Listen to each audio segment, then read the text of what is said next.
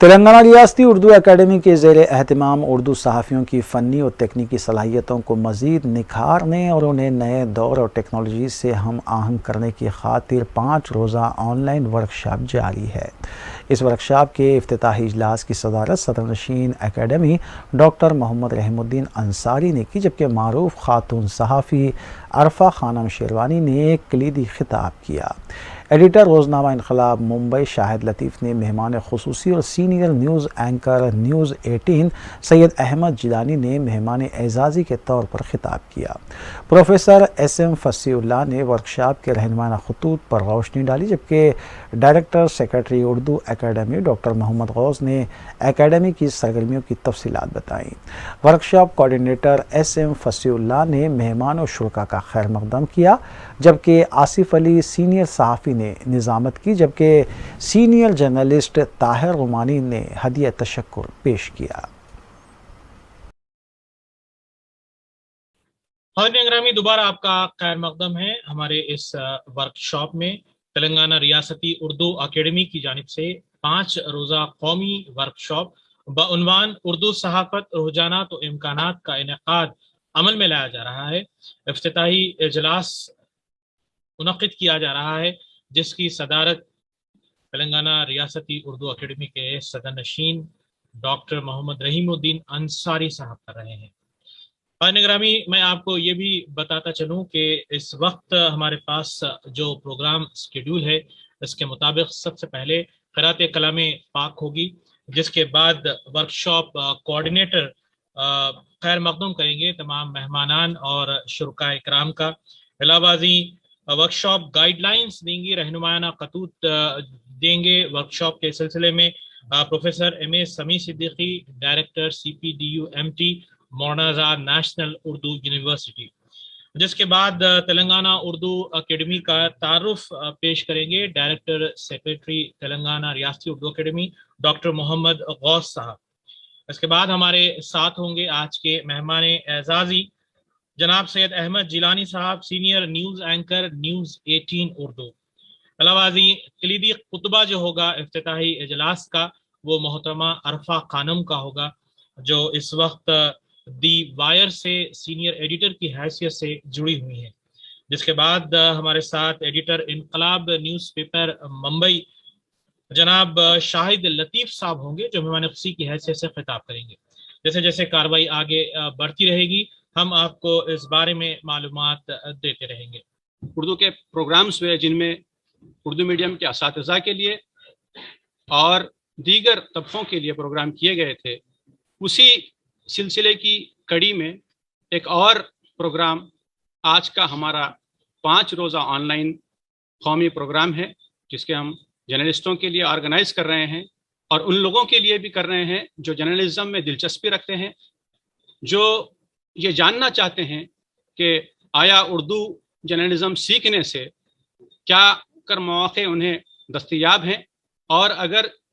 اس workshop کے کلیدی خطبے کے لیے میں دعوت دوں گا محترمہ عرفہ خانم صاحبہ کو۔ میں بہت ہی مشکور اور ممنون محسوس کر رہی ہوں اردو اکیڈمی تلنگانہ کا کہ انہوں نے مجھے یہ موقع دیا اور اپنے اتنے پریسٹیجیس پلیٹ فارم پر مجھے میرے خیالات آپ سب لوگوں کے ساتھ بانٹنے کا موقع دیا۔ میں یہ اندازہ میرا یہ ہے کہ یہاں جو ہمارے آڈینس ہیں، سامعین ہیں، ان میں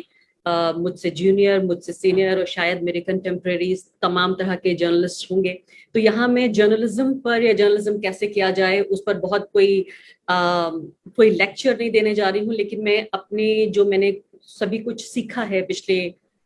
2 دہائیوں میں، 2000 سے لے کر اب تک، وہ کچھ آپ کے ساتھ بانٹوں گی کہ میں جرنلزم کو کیسے سمجھتی ہوں، نئی پیڑھی کے لیے جرنلزم کے کیا معنی ہونے چاہیے، اور میں جس بات پر غور کرنا چاہتی ہوں اور جس بات پر اگلے کچھ منٹ میں گزارنا چاہتی ہوں، وہ ہے جو مستقبل ہے صحافت کا ہندوستان میں وہ کیا ہوگا، اور یہ کس طرح سے جڑا ہوا ہے جو ہماری جمہوریت ہے اس کے مستقبل سے، کیسے جو ہمارا فری پریس ہے، جو آزاد میڈیا ہے، اس کا کیسے وہ آپس میں جڑے ہوئے ہیں، کہ اگر ایک ملک میں، آزاد ملک میں، اگر آزاد میڈیا نہیں ہے، آزاد صحافت نہیں ہے، وہ ملک آزاد نہیں کہلایا جا سکتا،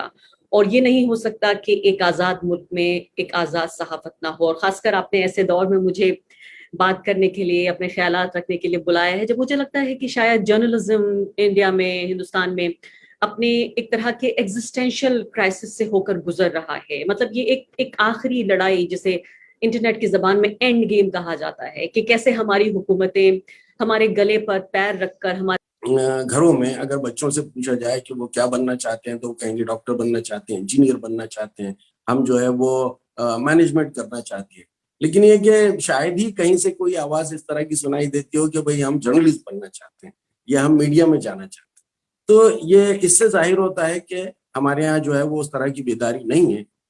جو جرنلزم کے تعلق سے ہونی چاہیے تھی، جبکہ صحافت کا ہمارا ماضی جو ہے وہ بہت شاندار اور بہت سنہرا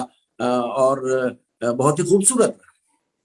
اس لیے جو ہے وہ کہیں نہ کہیں وہ پیغام ماند ہو گیا اور اس کی چنگاریاں بجھ گئی ہیں کہ صحافت جو ہے وہ ایک بہت اہم پیشہ ہے. اور پیشے سے زیادہ میں تو کہتا ہوں کہ پیشہ تو بات کی چیز ہے، لیکن صحافت جو ہے وہ فن ہے. اور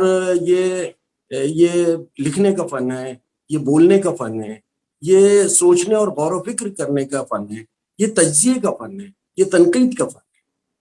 تو ہم اگر پیشے کے طور پر اس کو لیں گے تو بہت ہی مادی نقطہ نظر سے اس سمت میں آگے بڑھیں گے، لیکن اگر ہم اس کو فن کے طور پہ اپنانا چاہیں گے تو ہم اس میں بہت ساری چیزیں سیکھ سکیں گے. اور صحافت کو